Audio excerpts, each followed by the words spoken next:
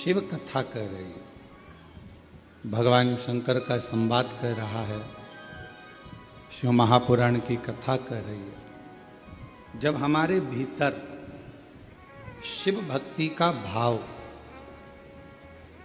भगवान शंकर की आराधना का भाव प्रकट होता है, तब समझें कि जिंदगी जो मानव की देह मिली है, मानव का शरीर मिला है, वो सार्थक हुआ। जैसे भगवान नेत्र दे दे और ज्योति ना दे तो फिर वो नेत्र अच्छे लगेंगे? जम के बोलो। नेत्र हो तो ज्योति का होना, मुख हो, जिह्वा हो तो वाणी का होना, श्रवण है, कान है तो श्रवण शक्ति का होना जरूर। पाँव दे तो पाँव में चलने की सामर्थ्यता दे, उसका होना जरूरी। हाथों में सेवा का भाव, बल होना जरूरी। उसी तरह जैसे नेत्र दिए परमात्मा ने और ज्योति ना दे तो वो नेत्र किसी काम के नहीं। कान दिए परमात्मा ने और उसमें श्रवण शक्ति ना दे तो वो कान किसी काम के। मुख दिया परमात्मा ने और वाणी ना दे तो वो मुख किसी काम का। उसी तरह मानव का शरीर परमात्मा दे और उसमें शिव भक्ति ना दे तो समझ लेना ये मानव का शरीर भी किसी काम का नहीं। मानव का शरीर कब काम का है?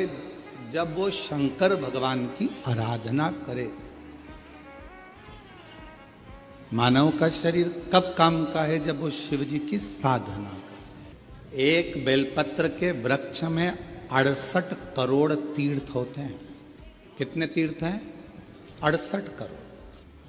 एक बेलपत्र के वृक्ष के अंदर 68 करोड़ तीर्थ होते हैं।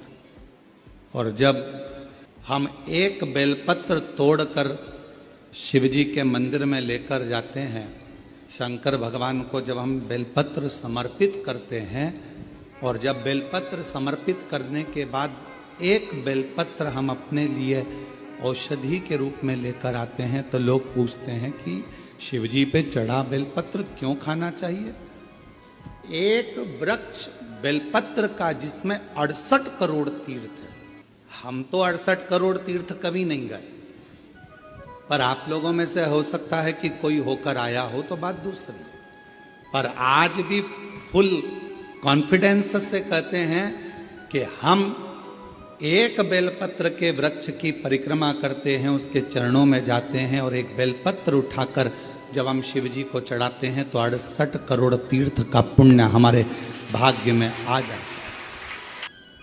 और इतने पवित्र तीर्थ, हजारों हजारों नदियां, हजारों हजारों कुंड, हजारों हजारों बावड़ियां, सरोवर, तालाब भारत की भूमि पर विराजमान।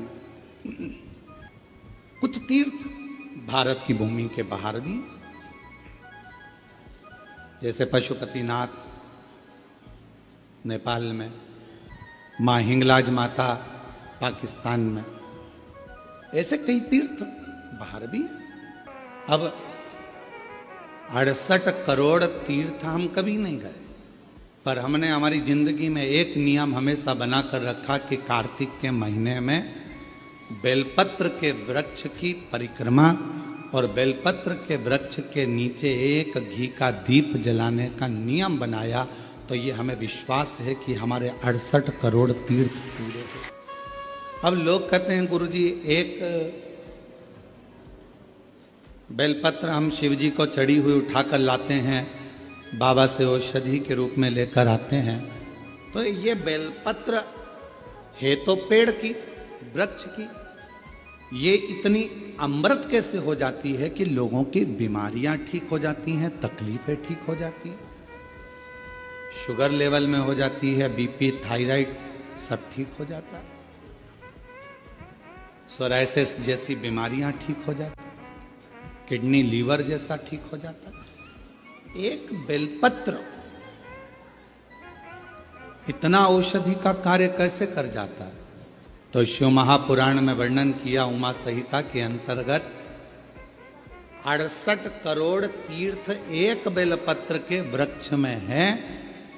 एक बेलपत्र के वृक्ष की पत्ती जब शिवजी पर चढ़ती है बेलपत्र, और हम उसको लेकर आते हैं, तो 68 करोड़ तीर्थ का जो प्रसाद होता है, 68 करोड़ तीर्थ में जितनी हजारों हजार नदियां पवित्र हैं, कुंड पवित्र हैं, सरोवर पवित्र हैं, वहां जाकर हमने आचमन नहीं करा, पर शिवजी पे चढ़ी हुई बेलपत्र जब हम मुख में रखते हैं, शिवजी पे चढ़ा हुआ जल जब हम आचमन करते हैं, तो वो 68 करोड़ तीर्थ का आचमन हो जाता है और हमारा रोग समाप्त हो जाता है। वो कहते हैं ना कि यदि शिव पर आस्था है तो दुविधा की हर घड़ी में रास्ता है, ये निश्चित है।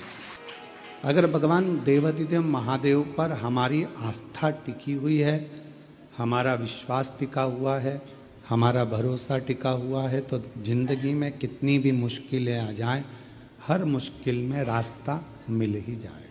पर आपकी आस्था को डिगना नहीं चाहिए, आपके विश्वास को डिगना नहीं चाहिए। यदि आस्था है तो फिर रास्ता भी है।